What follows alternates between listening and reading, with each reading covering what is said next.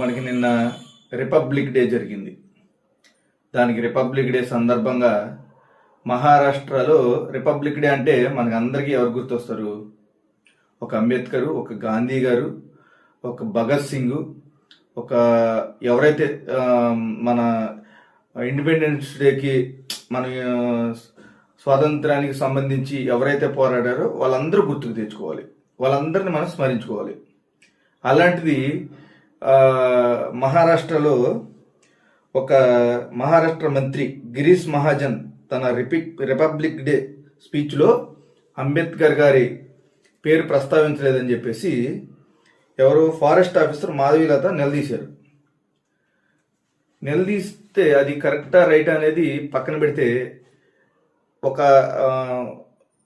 ఒక ఆఫీసర్ అయినా, ఒక మంత్రి అయినా, ఒక రాజకీయ నాయకుడైనా, ఎవరైనా సరే ఒక అంబేద్కర్ గారిని కాదండి, వీళ్ళందరినీ ఎవరైతే మనకి మన భారతదేశానికి స్వాతంత్రం కోసం పోరాడారో వీళ్ళందరినీ మనం స్మరించుకోవాలి. అది ఆయన చేసిన మొదటి తప్పు. క్వశ్చనించడం, ఆ ధైర్యానికి హ్యాట్సప్ చెప్పాలి. ఎందుకంటే అందరూ అలా క్వశ్చన్ చేయరు, ఎవరో రాజకీయ నాయకుడు అని భయపడతారు.